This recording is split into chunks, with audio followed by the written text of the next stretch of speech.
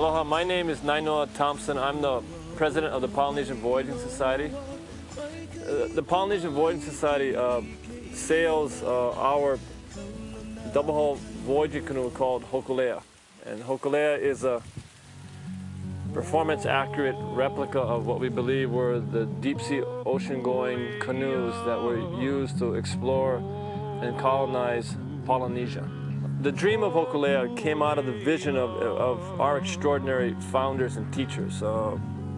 Dr. Ben Finney, who was an anthropologist, wanted to build a voyaging canoe and sail it from Hawaii back to Tahiti to dispute the claims of Western scholars saying that Polynesia, as big as it is, the Polynesians didn't have the sailing skills to sail far, and so that the colonization of Polynesia was all by accident. It was all by fluke, which contradicted our oral traditions of our great navigators and our great canoes. And I think the one that's most hurtful is when the Western scholars said that the Polynesians didn't have the intelligence to navigate more than 100 miles. So Dr. Ben Finney wanted to challenge those claims by building a voyaging canoe. And he met with and got together with a man by the name of Herb Kawainui Kane, who was Hawaii's, I argue, is Hawaii's greatest artist and historian, who wrapped around the purpose, the scientific purpose, with cultural renewal and re-strengthening our understanding of who we were and therefore who our children ought to believe they are through capturing an extraordinary heritage that we were not teaching in our schools.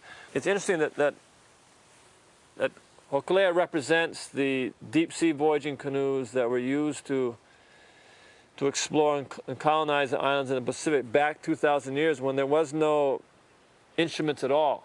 That the way that they navigated these canoes were reading the understanding and reading the signs of nature, at least the ocean clues, and that would be from the heavens, the stars, the sun, the moon, even the planets, and then the atmosphere, reading the winds and the clouds, and also the face of the ocean, the shape of the waves, the direction of the waves, and even what we call sea life, looking at how the behavior of seabirds and things and fish in the sea to help find islands that are scattered thousands of miles apart. We launched Hokule'a in March 8th, 1975. We made the first voyage to Tahiti in 1976.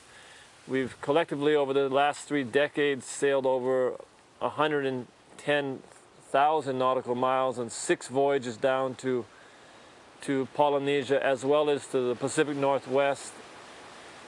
And in 2007, in January 6th, we're planning another deep-sea ocean voyage, first to Micronesia, to the homeland of our teacher by the name of Mau Piailug, who was, at the time when we launched Hokule'a, there were no Polynesian deep-sea navigators left, but in Micronesia there were still 6 that come from a 3,000-year legacy transmitted from generation to generation. Mau was, like I say, one of 6 people on Earth that could navigate Hokule'a back to Tahiti.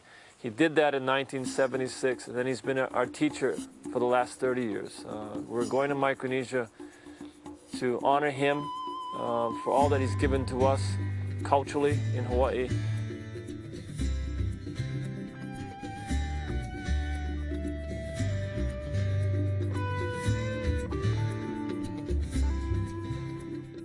And then once we leave Micronesia, from the island of Palau, we're planning to sail up to Japan. And we will initially sail up to Okinawa, to Naha, we guess, depending on the weather and our sail plan, around the 1st of April. And then we're looking at making 7 other stops in Japan that are very significant to both Hawaii's past as well as Hawaii's future, because we're going to go to the major ports of the first immigrants that left Japan and came to Hawaii, And ever since then, the 5 generations of Japanese family in Ohana in Hawaii that have shaped where we are today, and to a large degree shape our future. And so our voyage to Japan is in a humble way to honor and pay respect to those early ancestors, the early immigrants that came to Hawaii. It's interesting to me when I hear the stories about those first people who came to Hawaii who were very poor. And in the last 200 years of change in Hawaii, Native Hawaiians, basically, it's a history and a legacy of loss.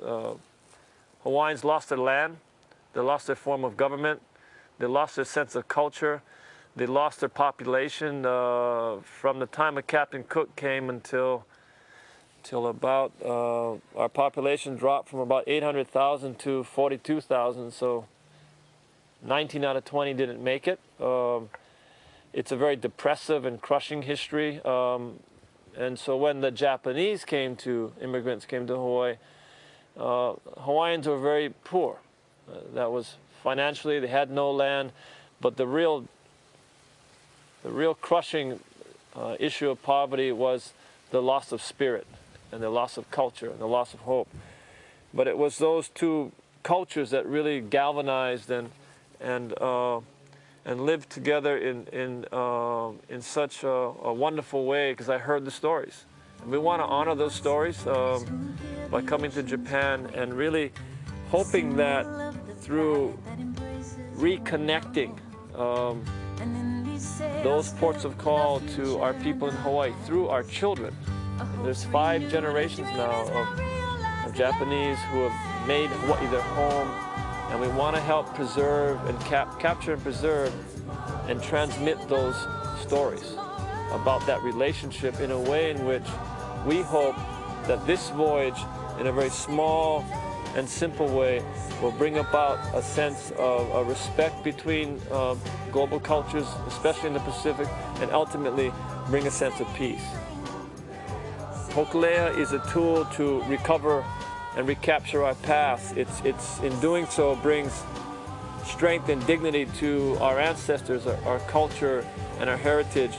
And that's something that we give our children as a foundation of self-worth, so they can grow up into the 21st century in a complex and confusing world, but being strong in who they are because they know where they come from.